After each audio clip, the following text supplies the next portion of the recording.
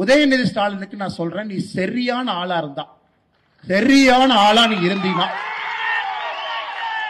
உன் வாயிலிருந்து get out Modi நீ சொல்லிப்பார். நீ சொல்லிப்பார். சொல்றா பார்க்கலாம். சொல்லு.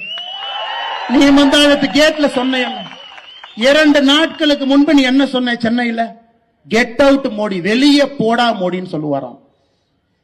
உன் வீட்டுக்கு வெளியே வந்து பால்டாயில் பாபு போஸ்ட் ஓட்டிட்டு வரும். பால் பஸ் ஓட்டர்லாம் ஒரு பெரிய வர சொல்லுங்க, வீட்டுல தான் இருப்பேன். முடிஞ்சா அண்ணா சாலை பக்கம் வர சொல்லுங்க, தைரியம் தான். அண்ணா சாலையில இங்க வந்து காட்டுன்னு சொல்லு. 19 அண்ணா சாலை என்ன வர்றதுனா வர முடியும்? வர்றேன், இடத்த சொல்லு. ஒரே ஆள் வர்றேன், எல்லாம் தடுத்து நிறுத்து. மொத்த திமுக ஐடி விங்க்கு சவால் விடுறேன்.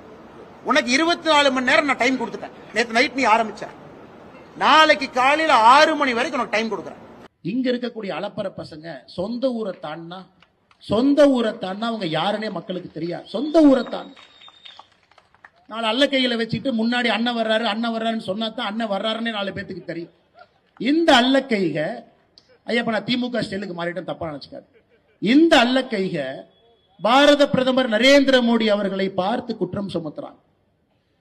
உதயநிதி ஸ்டாலின் சொல்றாரு, நேற்று முன்தினம் மோடி மட்டும் தமிழ்நாட்டுக்கு வந்தாருன்னா முதல்ல நாங்க கோ பேக் மோடின்னு சொன்னோம், நாங்க இன்னைக்கு கெட் அவுட் மோடின்னு சொல்லுவோம். அப்படி உதயநிதி ஸ்டாலினுக்கு நான் சொல்றேன், நீ சரியான ஆளா இருந்தா, சரியான ஆளா நீ இருந்தீனா, உன் வாயிலிருந்து கெட் அவுட் மோடின்னு நீ சொல்லிப்பார்.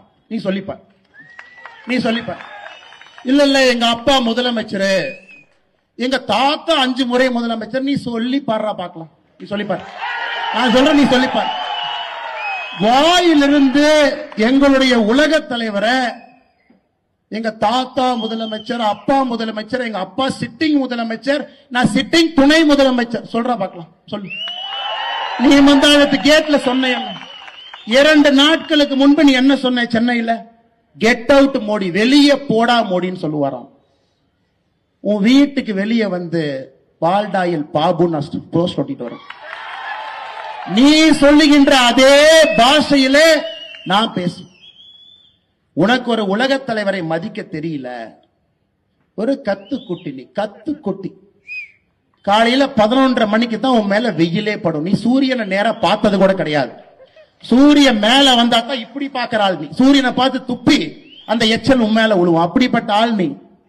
3:30 மணிக்கு பிரம்ம முகூர்த்தத்துல எந்திரிச்சு யோகா பண்ணிட்டு 5 மணிக்கு ஃபைல திறந்து இந்த நாட்டை ஆட்சி பண்ற ஆள்கிட்ட 11:30 மணிக்கு எந்திரிச்சு நட்ட நடுவுல மேல சூரியன் இருந்து உழுவுற உனக்கே இவ்வளவு திமிர் இருந்தா, சாதாரண நடுத்தர மக்கள் உழைத்து நாட்டை உருவாக்கக்கூடிய மக்களுக்கு எவ்வளவு திமிர் இருக்கு? பிரச்சனையை மடமாற்ற திசை திருப்ப வச்சுக்கிறாங்க. கேட்கிற நிதியை சவால் தமிழ்நாட்டு மக்கள் இவங்கெல்லாம் ஏற்கனவே கவர்மெண்ட் சொல்லி மோடி அவர்கள் வந்து 2018 வரும்போது திருட்டுத்தனமா வந்துட்டு செவர்கள்லாம் உடச்சிட்டு போனாரு. மக்கள்லாம் சந்திக்க வாய்ப்பு இல்லை, நம்ம பயந்துக்கிட்டு எங்க பார்த்தாலும் கருப்பு கொடி காட்டிருந்தாங்க, பலூன்லாம் அதெல்லாம் ஞாபகம் இருக்கும். அதனால இப்ப பிரச்சனையை திசை திருப்ப வேணாம். நமக்கு இப்ப தேவை வர சொல்லுங்க. பால் பஸ் ஓட்டர்லாம் ஒரு பெரிய வர சொல்லுங்க, வீட்டுல தான் இருப்பேன். இன்னைக்கு நிகழ்ச்சி இருக்கு, சாயங்காலம் இளைஞர் நிகழ்ச்சி இருக்கு. முடிஞ்சா ஏற்கனவே அவரு அறிவாலயத்து பக்கம் ஏதோ ஒன்று பண்ணுவேன்னாரு. முடிஞ்சா அண்ணா சாலை பக்கம் வர சொல்லுங்க, தைரியம் தான். இல்லை அதான் திருப்பி நான் சொல்றேன், இது வந்து பிரச்சனையை வந்து எங்களை உதயநிதிக்கும் பாஜக தலைவர் அவர் நான் பேர் கூட நான் பெருசாக சொல்றது கிடையாது, தவிர்த்து விடுவேன். இது அந்த பிரச்சனை கிடையாது. தமிழ்நாட்டுடைய நிதி உரிமையை கேட்டு வாங்கணும். அதற்கு ஏதாவது முடிஞ்சா, ஏதாவது உபயோகமாக பண்ண முடிஞ்சா அதை பண்ண சொல்லுங்க. சார், பல தனியார் பள்ளிகளை வந்து நடத்துறாங்க. குறிப்பாக வந்து விஜய் போன்றவர்களும் திருமாவளவன் போன்றவர்களும் தனியார் பள்ளிகள் சட்ட விரோதமாக நடத்திட்டு இருக்காங்க. ஒன்றிய அரசுகிட்ட அனுமதி வாங்கி அதான் நடத்திட்டு இருக்காங்க. அதையும் இதை கம்பேர் பண்ணாதீங்க. தனியார் பள்ளிகளில் வந்து காலைல இலவச உணவு கொடுக்குறாங்களா? இல்லை. தனியார் பள்ளியில் வந்து யூனிஃபார்ம் ஃப்ரீயாக கொடுக்குறாங்களா? இல்லை. அது தயவுசெய்து அதோட இதை கம்பேர் பண்ணாங்க. அங்கே ஹிந்தி எடுக்கிறதுனால நிறைய பேர் வந்து இந்திய எஜுகேஷன் வந்து இல்லை. நான் ஒரு முக்கியமான கேள்வி கேட்க போறேன்னு நினைச்சேன். இந்த ஸ்போர்ட்ஸ்மேன்லாம் போய் வாரணாசியில் வந்து ட்ரெயின் இன்சிடென்ட்னால அங்கே பாதிக்கப்பட்டிருக்காங்க. இன்றைக்கி காலையில் ஒரு அதிகாலையில் ஒரு 6 மணிக்கு தான் அந்த நியூஸ் வந்துச்சு. இந்த உத்தரப்பிரதேச மாநிலத்தில் வந்து மாற்றுத்திறனாளிகளுக்கான இந்த சிறப்பு கிரிக்கெட் போட்டி நடந்து கொண்டிருக்கிறது. தென்மண்டலத்தை சேர்ந்த கிரிக்கெட் அணியிலேருந்து 6 தமிழ்நாட்டு வீரர்கள் கலந்துருக்கிறாங்க. 6+1 ஒரு கோச் போயிருக்காரு. அந்த போட்டியில் அரையிறுதியில் வெற்றி வாய்ப்பு இழந்த காரணத்தினால தென்மண்டல அணி இன்னைக்கு ஊருக்கு திரும்ப ரயில் டிக்கெட்டு ஏற்கனவே ரிசர்வ் பண்ணி வச்சுருந்தாங்க.